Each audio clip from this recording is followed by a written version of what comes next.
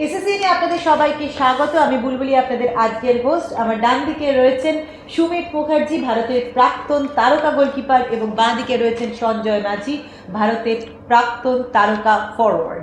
এবং একেবারে জমজমাট বিএসএল নিয়ে আমরা চলে এসেছি। বিএসএল কিন্তু এখন বেগুনি ফুটবল জ্বরে আক্রান্ত করছে আপামোর বাঙালিকে, আপামোর ফুটবল প্রেমীদেরকে, এবং সব ঘরে ঘরে বিএসএল জ্বর, এবং সব ঘরে ঘরে একটাই ঝড়, গো বিএসএল, গো পার্পল, গো ফুটবল। এবং সুমিতা, আমি আপনাকে জিজ্ঞেস করবো, বিএসএল এ কিন্তু প্রচুর প্রচুর গোল আমরা দেখতে পাচ্ছি। মাত্র 7টা-8টা ম্যাচ হয়ে যাওয়ার পরে আমরা দেখছি প্রায় 23-24টা গোল হয়ে গেছে। এবং বিএসএল এ কিন্তু অনেকগুলো নতুন ব্যাপার থাকছে। বাংলার দর্শকের একেবারে ঘরের কাছে কিন্তু বিএসএল চলে আসছে। বিএসএল এর মিডিয়া পার্টনার এসএসসিএন, আমরা সমস্ত ব্যাক স্টোরি কিন্তু দেখাচ্ছি, প্লেয়ারদের উত্থান, প্লেয়ারদের গোল, প্রত্যেকটা স্টারডামের মুহুর্মুহু ফুটেজ। এবং সেই সঙ্গে কিন্তু আমরা জি বাংলা সোনার এবং জি5-এ দেখাচ্ছি। সেই সঙ্গে বিএসএন এ যারা কোচিং স্টাফ রয়েছেন সেখানে কিন্তু গ্ল্যামারের ছয়লাভ আমরা দেখছি। Jose Ramirez, Barreto, Gautam Ghosh, Sandip Nandi, জর্জি, সৈয়দ রহমান, মেহতাব হোসেন, অসীম বিশ্বাস, শুভাশিস রায়চৌধুরী, অর্পণ দে, লালকমল ভৌমিক, বিশ্বজিৎ ভট্টাচার্য, কাকে ছেড়ে কাকে ধরি, জয়ন্ত সেন, মানে একেবারে ভারতের প্রিম ফুটবলাররা যারা কিন্তু একদম ইয়াং ব্লাড, তরুণ রক্ত, স্টারডাম নিয়ে তারা কোচিং লাইনে দাঁড়িয়ে রয়েছে।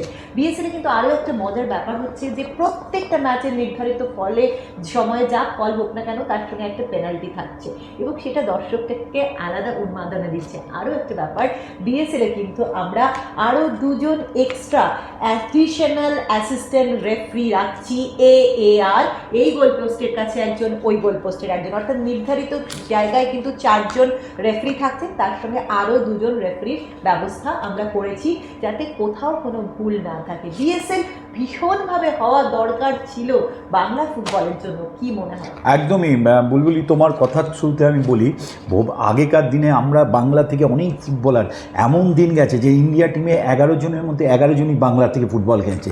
আজকে সেই ইন্ডিয়া টিমে কোনো বাঙালি ফুটবলার সেরকমভাবে দেখা যাচ্ছে না, একটা বা দুটোকে দেখা যাচ্ছে। কেন দেখা যাচ্ছে?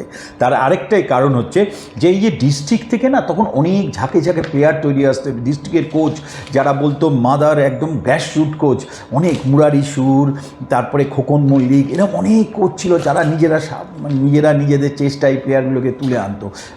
কিছুদিন যাবত এই ডিস্ট্রিক্টের খেলাটা বন্ধ হয়ে গেছিলো। আমি অশেষ ধন্যবাদ জানাবো, আন্তরিক অ্যাজ এ এক্স প্লেয়ার হিসেবে আমি ধন্যবাদ জানাবো বেঙ্গল সুপার লিগকে, যে তারা ঠিক জায়গাটায় হাত দিয়েছে। যদি ফুটবলকে, বাংলার ফুটবলকে যদি তুমি ডেভেলপ করতে চাও, তাহলে এই ডিস্ট্রিক্ট ওরিয়েন্টেড ফুটবলটাকে তোমাকে আরও ভালোভাবে শুরু করতে হবে। এই যে একটা টুর্নামেন্ট হচ্ছে এই বেঙ্গল সুপার লিগ, এতে কি হবে, প্রতিটা ডিস্ট্রিক্টের ক্লাবগুলো উৎসাহিত হবে, উদ্দীপ্ত হবে, যে প্লেয়াররা উদ্দীপ্ত হবে। প্লেয়াররা ভাববে যদি আমি এই ডিস্ট্রিক্টে ভালো খেলি তাহলে আমি এবার বেঙ্গল সুপার লিগে খেলতে পারবো। বেঙ্গল সুপার লিগে যদি খেলি আমি একটা লাইমলাইটে আসবো, শুধু বেঙ্গলের না, সারা ভারতবর্ষের স্কাউট কিন্তু এই টুর্নামেন্টের বসে আছে সিলেকশন করার জন্য। সারা ভারতবর্ষ নয়, কারণ এখন কিন্তু প্লেয়াররা বিদেশেও খেলতে যেতে পারছে, এবং ভারতের প্রচুর প্লেয়ার কিন্তু বিদেশের বিভিন্ন কাউন্টিতে খেলছে, বিভিন্ন লিগে খেলছে। আমরা দেখতে পাচ্ছি ঈশান পান্ডিতা খেলছিল, আরো অনেক নাম আমরা দেখতে পাচ্ছি। সেই সঙ্গে ছোট ছেলেরা তারাও কিন্তু বিদেশের বড় বড় ক্লাবে খেলছে। সুমিতা, আরেকটা কথা বলবো, আমাদের বিএসএল এর ব্র্যান্ড অ্যাম্বাসাডর কিন্তু লোথার ম্যাথিউস, এবং লোথার ম্যাথিউস কিন্তু প্রত্যেকটা ম্যাচ দেখছেন তার মুঠো ফোনে, জি5-এ লাইভ স্ট্রিমিং দেখছেন, তাই স্কাউটিং হচ্ছে গোটা বিশ্ব জুড়ে। এবং শুধু তাই নয়, লোথার ম্যাথিউস যেদিন এসেছিলেন আইফেতে আমার সঙ্গে ইন্টারাকশন হয়েছিলেন, উনি একটা সুন্দর স্পিচ দিয়েছিলেন, যে স্পিচটা আমাকে কেন সবাইকেই চিন্তায় রাখে, কোশ্চেনে রাখে। যেখানে 140 কোটি দেশ, সেখানে ফুটবল ওয়ার্ল্ড কাপ খেলবে না, সেখানে ফুটবলে এত উন্মাদনায়, সেখানে ফুটবল সাকসেস হবে না কেন? তার মানে কোথাও তো একটা প্রবলেম আছে। ইনফ্রাস্ট্রাকচারের জায়গাটাকে আরও বেশি স্মার্ট করতে হবে, উনি এই কথাটা বলেছিলেন।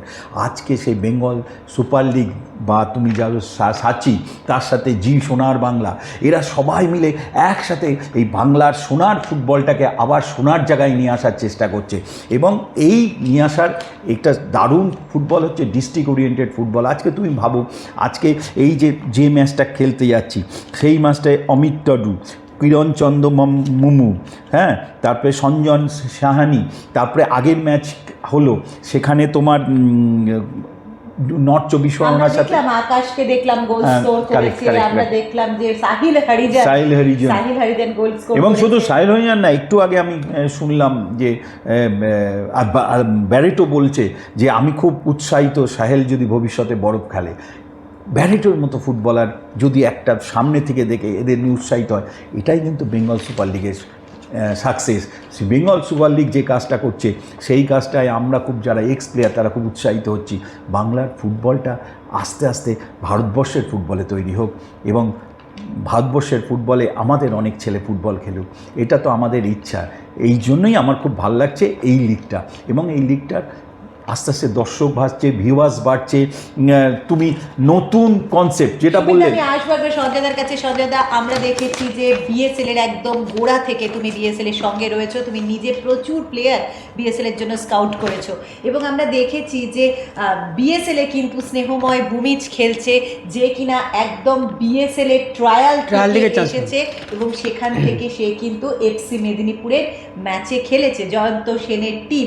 এবং আজকে আমি দেখি তোমাকে সঞ্জয়দা বলা হয় যে বাঙালি স্ট্রাইকারদের মধ্যে শেষ তুমি এমন একজন স্ট্রাইকার যে সব ম্যাচে নামলে গোল থাকতো, স্টারডম, বাঙালিয়ানা সব মিলেমিশে একাকার। এবং তুমি নিজে আজকে আমাকে এই লাইন আপ করে দিয়েছো। তুমি দেখেছো যে অমিত টুডু ভালো খেলছে, এদের যে বিদেশি রয়েছে অ্যাডাম কুলিবালি সে ভালো খেলছে, সুখচাঁদ কিসকু খেলছে, সাজন সানি খেলছে, আমাদের আমির নাইম খেলছে, রবি হাসদা কিন্তু দুটো ম্যাচে গোল পেয়েছে, কিন্তু জেএইচআর আগের ম্যাচটা লুজ করে গেছে। তারা কিন্তু একটা পেনাল্টিতে হেরে যায় সুন্দরবন বেঙ্গল অটো এফসির কাছে। আজকে কোপা টাইগার্স বীরভূমের এগেনস্টে তারা নামছে কোচ জর্জি। তো তোমার কি মনে হয় সৈয়দ রহমান একটু এক্সট্রা কশাস থাকবে? কারণ আগের ম্যাচটা তুমিও দেখেছো ডমিনেট করতে করতে করতে করতে সুযোগ নষ্টের খেসারত দিতে হয়েছে জেএইচআরকে। দেখো, দুটো ম্যাচ পরপর হেরে যাওয়ার পরে কোচের প্রতি একটা আন্ডার প্রেশার তো থেকেই থাকে, এবং কোচ চাইবে না যে আমি, প্রতিটা কোচই চায় যে ম্যাচের আমি জিতবার জন্য মাঠে নামি, কিন্তু আনফর্চুনেটলি যেটা হয় যেটা যে ম্যাচ জিততে পারে না। বাট দুটো ম্যাচ হারলাম মানে যে ফুটবল শেষ হবে সেটা নয় কথা, হতেই পারে সে একটা ম্যাচ হারার পর, দুটো ম্যাচ হারার পর তিনটে ম্যাচ থেকে সে কামব্যাক করতে পারে। এবং যেটা সুবিধা যেটা বলছিল বেঙ্গল সুপার লিগ এমন একটা, তাদের চিন্তাধারা যারা ছিল বাংলার ফুটবলে অনেক প্লেয়ার যারা চান্স পায় না, যারা কলকাতা লিগে চান্স পায় না, কিন্তু এইটা দেখতে হবে যে সাচি যেটা করেছে, বেঙ্গল সুপার লিগ যেটা করেছে, সমস্ত এক্স প্লেয়ারদেরকে নিয়ে গিয়ে নিজ যেটা প্লেয়ার যে বলতে পারবে না কেউ এই প্লেয়ারটা আমি ওকে নিয়ে নিচ্ছি, ওকে নিয়ে নাও, ট্রায়াল দিয়ে তাদেরকে যেটা ভালো সেই প্লেয়ারগুলোকে ইনজেক্ট করেছে, সেই প্লেয়ারগুলো ইমপ্লিমেন্ট করেছে, সেই প্লেয়ারগুলো আজকে ট্রায়াল থেকে তারা খেলছে। তার এর চেয়ে বড় প্ল্যাটফর্ম আর তো কিছু হয় না।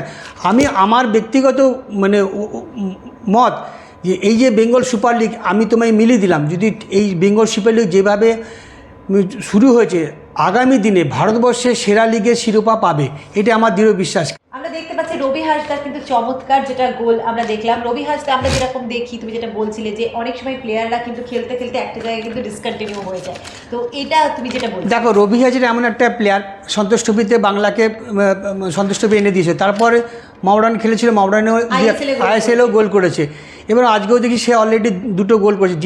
যে পজিটিভ স্ট্রাইকার হোক সে গোলের গন্ধ পায়।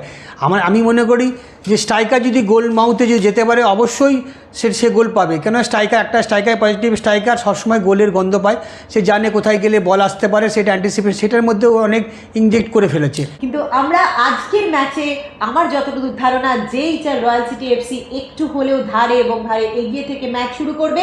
ম্যাচের রেজাল্ট কি হবে সেটা আমরা দেখব এবং ম্যাচ শেষেও ডিসকাশনে থাকবো সুমিত দা এবং সঞ্জয় দাকে নিয়ে। Thank you.